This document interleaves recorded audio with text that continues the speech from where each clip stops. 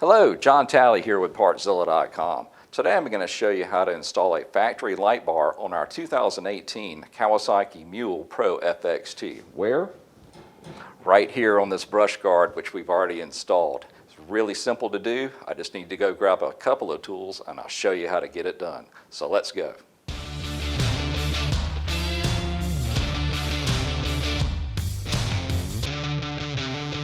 Alright guys, this is going to be a skill level 2, but it's not going to be that intense. Let's go through some of the tools you're going to need to pull this off. On the wrench side, just need a 12 and a 19 millimeter. As usual, a 3/8 and a 1/4 inch ratchet, 5 millimeter Allen, an extension or two. Then you want a decent Phillips screwdriver, a pair of needle nose pliers, a pair of side cutters, and then a pair of crimpers. Beyond that, you're going to need a file and either a die tool or a Dremel tool. Either one will work. A regular drill, and then a 1/8 drill bit. All right, as far as the parts go, you're actually going to need two different numbers right here. One has the main kit and the other one actually has the light switch. So once you have all your tools and the correct parts together, we can go over there and I can show you how to do it. All right, let's get this hood out of the way, but what I need to go ahead and mention to you is we are going to be mounting this to the factory brush guard. That is what it's designed to attach to. The other accessory that you're going to need is actually a fuse box harness that's made by Kawasaki, which we've already installed on this particular unit.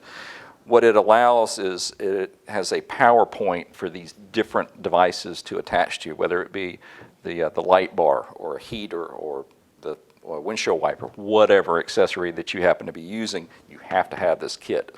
So if your unit does not have it, you want to reference that video and get it installed. It's not that tough to do. We did it in a little under an hour, so it wasn't really that tough. Like I said, we already have the correct brush guard in place. We've already got the fuse block in place, so that's going to make this installation really simple.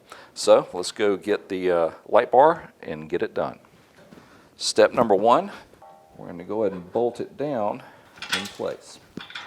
And they send all the necessary hardware that you need to do this.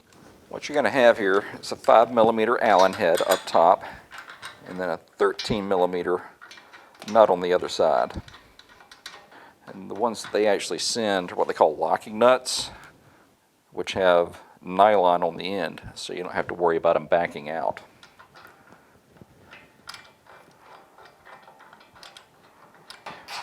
When you're starting to tighten these down, do try to push the brackets in toward the middle as far as you can so it doesn't bind on the light bar housing itself. The really great part about using actual OEM parts and accessories, you know it's going to fit. Now you can certainly aim this later, but I can tell you, you'll probably want to run it pretty much straight up and down.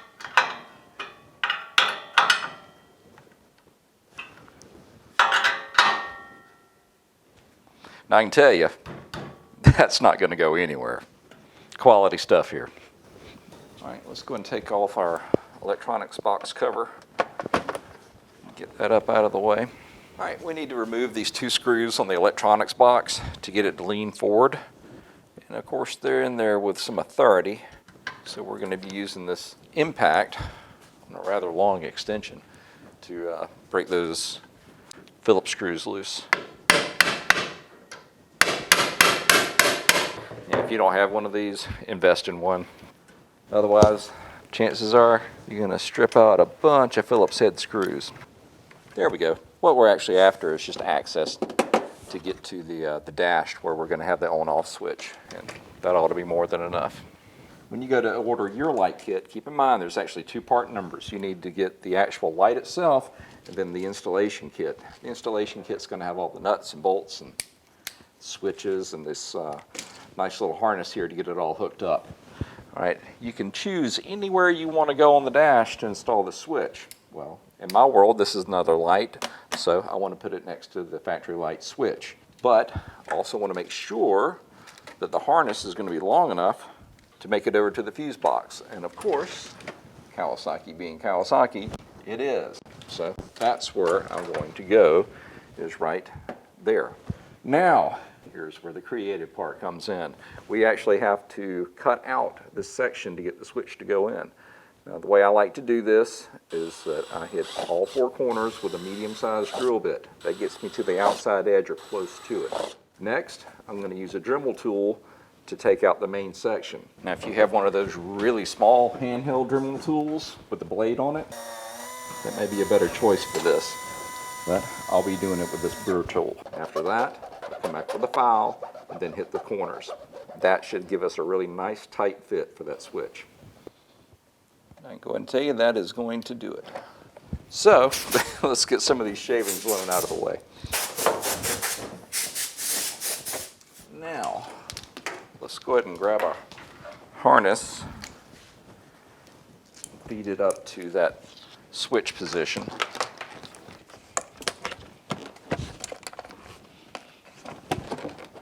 Plug it in. It doesn't matter which way these 2 wires go. All it's doing is just making a connection. So polarity will not matter. Let's see if I'm right. Look at there.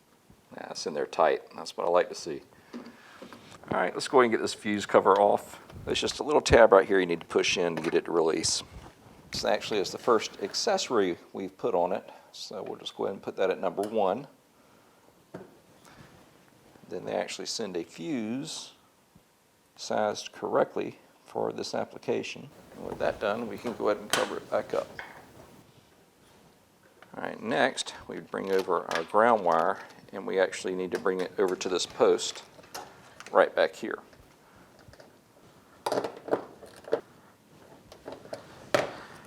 All right, let's go ahead and get the connectors put on our light, and then we'll route this down in between the radiator and the shroud.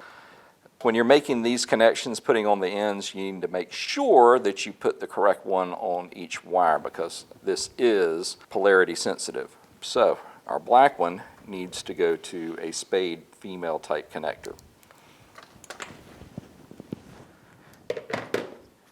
And then our red goes to a male.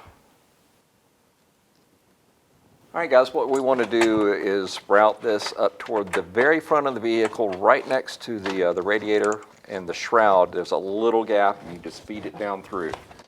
Once it comes through right here, then we're going to run it along this bar, and we're going to zip tie it later, but we're going to bring it up right behind this plate to hide it as much as possible and connect to our light bar right here. Now, we can go back with some zip ties and secure everything in place.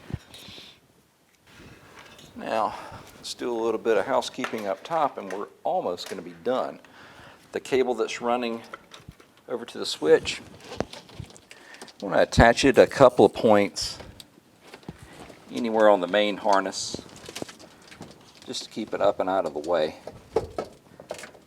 Go ahead and slide our electronics box back into position, push it back up, and get these 2 Phillips screws back in place.